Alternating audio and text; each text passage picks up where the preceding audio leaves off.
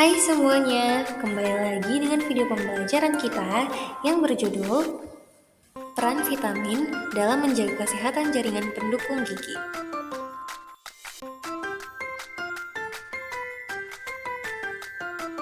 Video pembelajaran kali ini disusun oleh Dr. Gigi Pitu Wulandari SPSI, SP Perio, Sub SP MPK, Dr. Gigi Aini Haryani Nasution, SP Perio, Sub SP RPIDK, Dr. Gigi Eka Putri Anisi Hotang, Dr. Gigi Fitra Faizal Faris, Rafikatul Jannah SKG, Berliana Julianti SKG, Humairah Azara SKG. Assalamualaikum warahmatullahi wabarakatuh. Jumpa kembali dalam video pembelajaran kali ini dengan tema peran vitamin terhadap kesehatan jaringan pendukung gigi. Dalam video kali ini kami akan menampilkan bagaimana bagian-bagian dari vitamin dan kemudian efeknya terhadap kondisi periodontal atau yang disebut dengan jaringan pendukung gigi. Seperti kita ketahui, jaringan periodontal atau jaringan pendukung gigi merupakan jaringan pada rongga mulut kita yang terdiri dari gusi ataupun gingiva, ligamen periodontal, sementum, dan juga tulang alveolar. Di mana tulang alveolar merupakan salah satu tulang yang dalam rongga mulut kita tempat terpadannya gigi. Jadi apabila terjadi kerusakan pada bagian jaringan pendukung gigi ini, maka hal ini akan mempengaruhi kondisi gigi kita. Secara umumnya juga akan mempengaruhi kondisi rongga mulut kita. Nantinya akan ditampilkan berbagai keterangan ataupun informasi terkait vitamin dan bagaimana efek vitamin terhadap kesehatan jaringan pendukung gigi ataupun jaringan periodontal. Silahkan menyaksikan video pembelajaran. Tahukah kamu apa itu jaringan periodontal?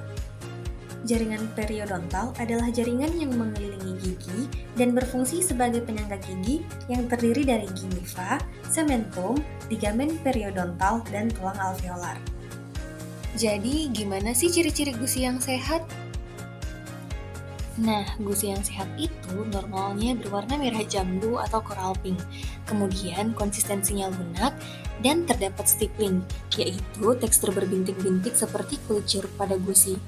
Lalu, gusi juga tidak mudah berdarah saat terkena sentuhan atau tekanan. Apa aja sih penyakit periodontal yang sering dijumpai? Yang pertama yaitu gingivitis. Gingivitis adalah keadaan kondisi inflamasi atau peradangan dengan tanda klinis gingiva berwarna merah, membengkak, dan mudah berdarah tanpa ditemukan kerusakan tulang alveolar. 2. Periodontitis. Periodontitis adalah peradangan yang menyerang jaringan periodontal, mencakup ligamen periodontal, sementum, dan tulang alveolar. Etiologi utama penyakit ini adalah plaque bakteri.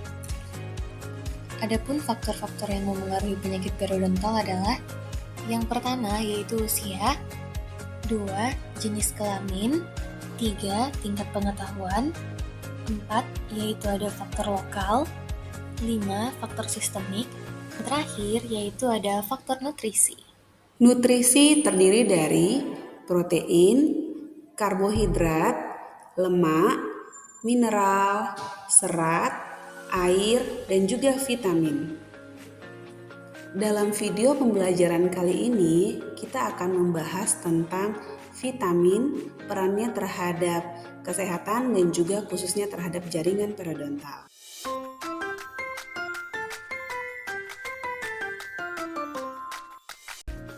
Sebelum membahas lebih lanjut, apa sih pengertian vitamin itu? Nah, vitamin adalah komponen organik yang dibutuhkan oleh tubuh yang berperan sangat penting dalam fungsi tubuh, seperti pertumbuhan, pertahanan, dan metabolisme. Vitamin sendiri terbagi ke dalam dua jenis. Yang pertama ada vitamin yang larut dalam air, yang terdiri dari vitamin B1, B2, B3, B5, B6, B12, dan vitamin C. Lalu, ada vitamin yang larut dalam lemak yang terdiri dari vitamin A, vitamin D, vitamin E, dan vitamin K. Sekarang kita akan membahas mengenai vitamin yang larut dalam lemak. Yang pertama yaitu vitamin A. Secara umum, vitamin ini dapat meningkatkan sistem imun atau sistem kekebalan tubuh, pertumbuhan dan perkembangan sel, aktivitas antioksidan, serta dapat meningkatkan komunikasi sel. Lalu, peran vitamin A terhadap jaringan periodontal yaitu merangsang proliferasi, migrasi, dan diferensiasi osteogenik sel ligamen periodontal, sehingga dianggap memiliki potensi untuk regenerasi jaringan periodontal. Kebutuhan harian vitamin A yang direkomendasikan untuk laki-laki adalah sekitar 900 mikrogram, sedangkan untuk perempuan adalah 700 mikrogram. Selanjutnya yaitu vitamin D. Yang secara umum, vitamin ini berperan dalam membantu memelihara kepadatan tulang, mengatur proses pertumbuhan sel, fungsi neuromuskular, dan kekebalan tubuh, mengatur proses metabolisme glukosa, serta meningkatkan penyerapan kalsium dan fosfat oleh usus dan ginjal. Kemudian, perannya terhadap jaringan periodontal yaitu meningkatkan efek antiinflamasi atau mengurangi peradangan, meningkatkan kemampuan mineralisasi tulang alveolar, serta menekan aktivitas sel penghancur tulang, sehingga mengurangi penyerapan tulang alveolar. Jika kadar vitamin D terlalu rendah, ini akan berkaitan dengan kerusakan periodontal yang lebih besar dan tingkat periodontitis yang lebih parah. Sebaliknya, jika kadar vitamin D terlalu tinggi, ini akan menunjukkan lebih sedikit perdarahan saat probing, patogen periodontal yang lebih parah, serta penurunan respon inflamasi jaringan periodontal. Selain yang telah dijelaskan tadi, vitamin D juga memiliki fungsi lain terhadap rongga mulut, yaitu mencegah risiko gingivitis, membantu dalam proses penyembuhan luka, mencegah karies atau gigi berlubang, serta mencegah terjadinya lesi oral.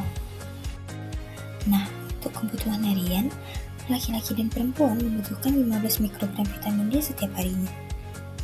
Selanjutnya yaitu vitamin E. Yang secara umum, vitamin E berperan sebagai antioksidan serta berperan dalam melindungi lemak membran dari kerusakan oksidatif dan menjaga fungsi sel. Dan perannya terhadap jaringan periodontal yaitu mendukung kesehatan gusi, mempercepat penyembuhan luka, dan mencegah peradangan. Dan untuk kebutuhan hariannya, laki-laki dan perempuan membutuhkan 15 mg vitamin E setiap harinya. Dan yang terakhir ada vitamin K. Vitamin ini dikenal sebagai nutrisi yang diperlukan tubuh dalam proses pembekuan darah. Selain itu, vitamin K juga penting untuk kesehatan tulang, dan defisiensinya dapat meningkatkan resiko patah tulang.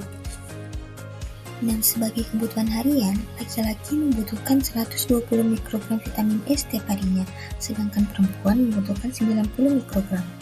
Nah, sekarang kita akan membahas mengenai vitamin yang larut dalam air. Yang pertama, ada vitamin B1. Vitamin ini berperan dalam memproduksi energi dari karbohidrat dan lemak. Dan sebagai kebutuhan harian, laki-laki membutuhkan 1,2 mg vitamin B1, sedangkan perempuan membutuhkan 1 mg vitamin B1 setiap harinya. Selanjutnya ada vitamin B2, atau dikenal juga sebagai riboflavin. Vitamin ini berperan dalam meningkatkan metabolisme zat besi, dan defisiensinya juga dapat meningkatkan risiko anemia. Nah, untuk kebutuhan harian, laki-laki membutuhkan 1,3 mg, sedangkan perempuan membutuhkan 1 mg vitamin B2 setiap harinya. Kita lanjut ke vitamin B3 yang dikenal sebagai niacin, yang terdiri dari asam nikotinat, nikotinamida, dan berbagai bentuk enzimatik. Vitamin ini berfungsi dalam memproduksi energi dan berfungsi sebagai antioksidan dalam tubuh. Sebagai kebutuhan harian, laki-laki membutuhkan 16 mg dan perempuan membutuhkan 14 mg vitamin B3 setiap harinya. Selanjutnya ada vitamin B5 yang umum terdapat dalam makanan. Vitamin ini berperan penting dalam metabolisme energi. Dan kebutuhan hariannya untuk laki-laki dan perempuan adalah sebanyak 10 mg. Namun, kebutuhan asupan harian vitamin ini juga bervariasi, yang bergantung pada usia, jenis kelamin, serta kondisi kesehatan masing-masing individu. Sekarang, kita akan bahas vitamin B6.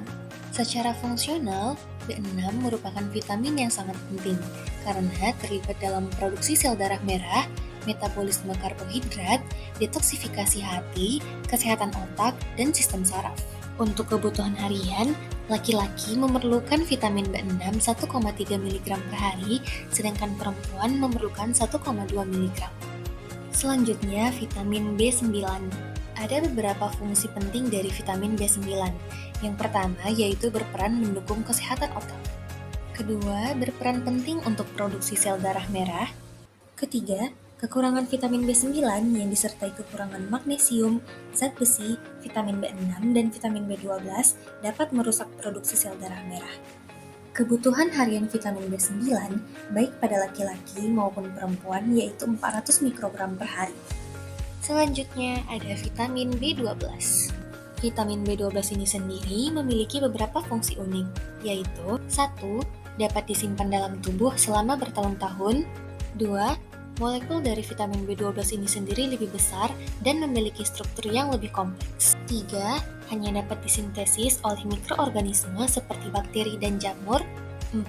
Vitamin ini termasuk vitamin yang sulit diserap. 5. Kebutuhan asupan harian vitamin ini juga termasuk sangat rendah. 6. Vitamin B12 ini sendiri mengandung logam berat kobalt sehingga disebut juga kobalamin. Untuk kebutuhan harian, baik laki-laki maupun perempuan membutuhkan 2,4 mikrogram vitamin B12 setiap hari. Selanjutnya, kita memasuki vitamin yang terakhir, yaitu vitamin C. Peran vitamin C tersendiri terhadap jaringan periodontal yaitu 1. Meningkatkan efek antiinflamasi. 2. Meningkatkan pembentukan kolagen. 3. Meningkatkan regenerasi jaringan. 4. Membunuh mikroba. Yang kelima yaitu memperlambat perkembangan penyakit jaringan periodontal. Selain itu, vitamin C juga memiliki peran secara umum. Yang pertama yaitu sebagai antioksidan. Kedua, yaitu melindungi lensa mata. 3. Meningkatkan kekuatan pembuluh darah. 4. Prasyarat untuk sintesis serotonin. 5. Mengubah zat besi menjadi bentuk yang mudah diserap ke dalam usus. Untuk kebutuhan harian vitamin C sendiri yang direkomendasikan baik bagi laki-laki maupun perempuan adalah 75 mg per hari. Adapun fungsi vitamin C pada rongga mulut yaitu mempertahankan kesehatan gusi, membantu mencegah penyakit periodontal, mendukung kesehatan jaringan mulut. Vitamin C juga berfungsi untuk memelihara kesehatan gigi. Nah, fungsi yang terakhir yaitu mempercepat penyembuhan luka pada rongga mulut. Kesimpulan dari video pembelajaran kita kali ini adalah vitamin memiliki fungsi meningkatkan sintesis kolagen dan mendorong metabolisme tulang, sehingga meningkatkan regenerasi jaringan periodontal dan kadar mineralisasi tulang alveolar. Dalam hal efek antiinflamasi, vitamin dapat menghambat perkembangan infeksi bakteri pada jaringan periodontal dengan meningkatkan fungsi fagositosis dan kemotaksis dari neutrofil dan juga makrofag. Baiklah, tadi setelah kita sama-sama saksikan video pembelajaran terkait peran daripada vitamin terhadap kesehatan jaringan pendukung gigi ataupun jaringan periodontal. Semoga nantinya video pembelajaran ini membawa manfaat bagi kita semua. Tadi telah kita sama-sama saksikan mulai dari jenis-jenis vitamin, manfaat vitamin, sampai manfaat vitamin tersebut terhadap kesehatan jaringan pendukung gigi. Dan juga bagaimana yang terjadi pada kondisi rongga mulut kita apabila kita kekurangan vitamin. Untuk itu tetap menjaga kesehatan rongga mulut kita. Dan terima kasih telah menyaksikan video pembelajaran kali ini. Assalamualaikum warahmatullahi wabarakatuh.